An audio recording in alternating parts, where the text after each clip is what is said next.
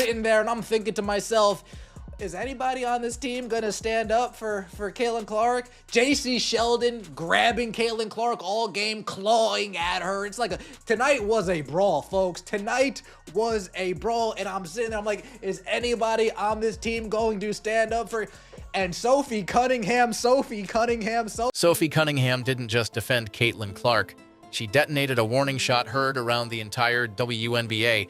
In a league where elbows fly, cheap shots go unpunished, and the referees act like they've misplaced their whistles, Sophie Cunningham stepped in like a one-woman wrecking crew. This wasn't defense, it was a declaration of war. What happened between the Indiana Fever and the Connecticut Sun wasn't basketball, it was chaos. And Sophie, she didn't just survive it, she owned it. So let's break down the brawl, the backlash, and how Cunningham just flipped the script on the whole league.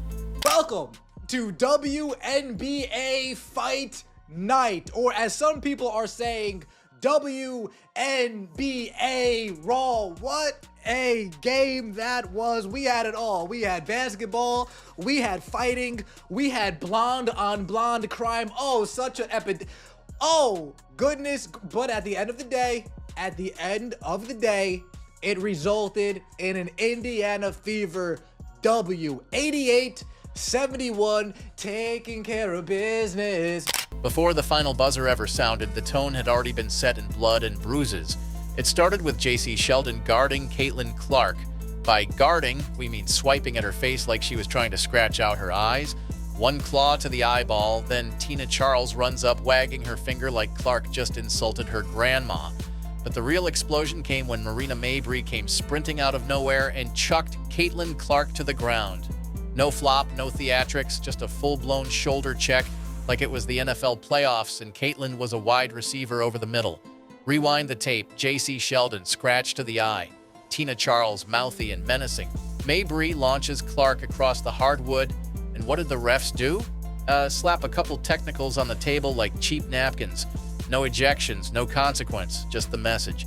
If you cheap shot Caitlin Clark, the worst you'll get is a slap on the wrist. One commentator nailed it. Caitlin Clark's gonna need to start wearing goggles. All right, enough is enough. You know, at some point, the line gets crossed too often where something needs to be done and things need to be corrected. And that is certainly the case with the way things around Caitlin Clark are officiated. This is a constant problem now. But then, the shift. The moment Sophie Cunningham checked into the game, you could feel the temperature rise. And when JC Sheldon got in Caitlin's face again, Sophie wrapped her up and nearly dragged her to the floor like she was collecting a bounty. "I'm not having it, we'll go." Those were her words. That wasn't a teammate talking. That was an enforcer declaring that the games were over. She didn't hesitate.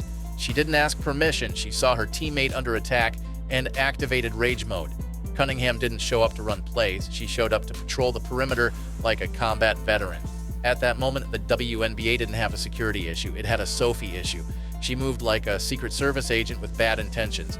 You bump Caitlin, she bumps your dental plan. "You elbowed Clark," Sophie responds with a stare that could trigger a midlife crisis. Listen, I love the Fever's off-season acquisitions, but the one that put me over the top, and you can go check my record, I said it in real time, said it on Twitter. When they signed Sophie Cunningham, I was like, oh, that's a championship move. Let's call this what it is. Open season on Caitlin Clark. You've got players swiping, shoving, trash-talking, and flat-out assaulting the league's biggest star. And yet, somehow, she's the one getting technicals. Let that sink in. Caitlin Clark gets poked in the eye and shoved to the floor, and she ends up with a T. Meanwhile, Mabrey nearly takes her head off and walks away with a shrug and a smirk. This is no longer about physical play.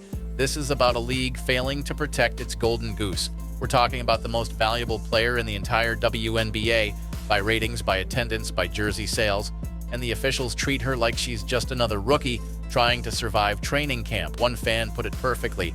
She's not getting superstar calls, she's getting hunted. We see Caitlin Clark on the receiving end of something, and it's not called correctly. In fact, she gets a technical foul after getting poked in the eye and then shoved to the floor, and Marina Mabrey doesn't even get thrown out of the game. It's basically open season on Caitlin Clark, and the special whistle that she supposedly gets goes in the other direction. Flagrantly so. They got to put it to an end. I mean, she's the most valuable player in the league in the most literal sense. and somehow she gets the opposite of superstar treatment. So as Sophie adjusted her role, she's not a wing anymore. She's not a shooter. She's a full-time wrecking ball. Her job isn't to hit threes, it's to hit back. And she's good at it, very, very good. When Sun players started getting cute with the dirty fouls and sneaky screens, Sophie went medieval. No hesitation, no discussion, just pure, controlled violence. The kind that says, try me and I'll introduce your spine to the hardwood. And it wasn't reckless. It was precise, like a heat-seeking missile that only locks onto players dumb enough to test her. Sophie has mastered the perfectly timed shoulder check, the soul-snatching stare, and that you really want to do this body language. It's like watching Dennis Rodman, except with a blonde ponytail and zero tolerance for drama queens. That, of course, was all a byproduct of this right here, folks. And I mean, when I tell you social media is setting the WNBA on fire right now, not in a good way, that's the understatement. Social media? Oh, it exploded. Not in celebration, in fury. Hashtags like #ProtectClark and as Sophie the Enforcer were trending within minutes.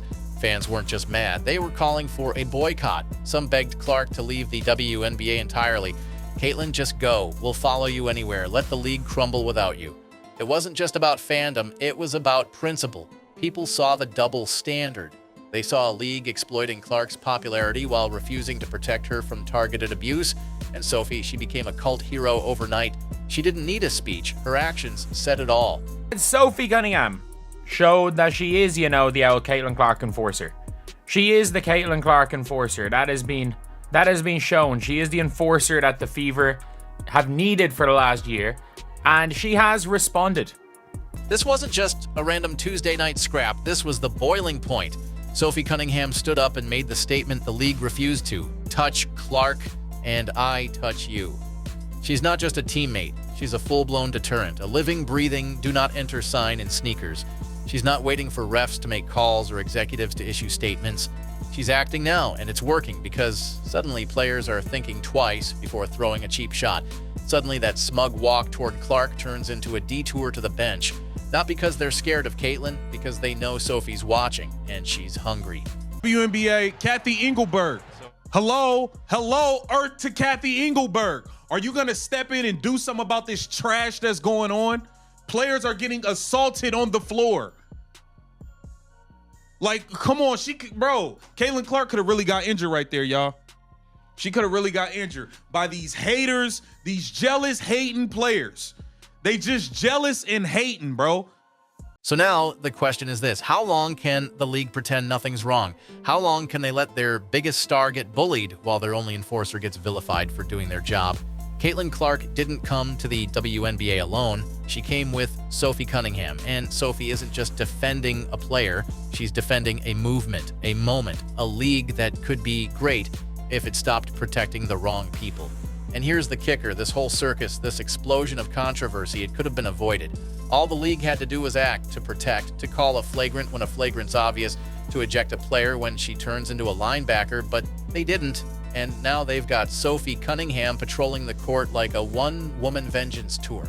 If the WNBA won't protect Caitlin Clark, Sophie will. And if the league won't fix itself, the fans will stop watching. So here's your moment, Kathy Engelbert. Do your job, or get ready to lose everything Clark brought you. Because one thing's for sure, Caitlin Clark is the future.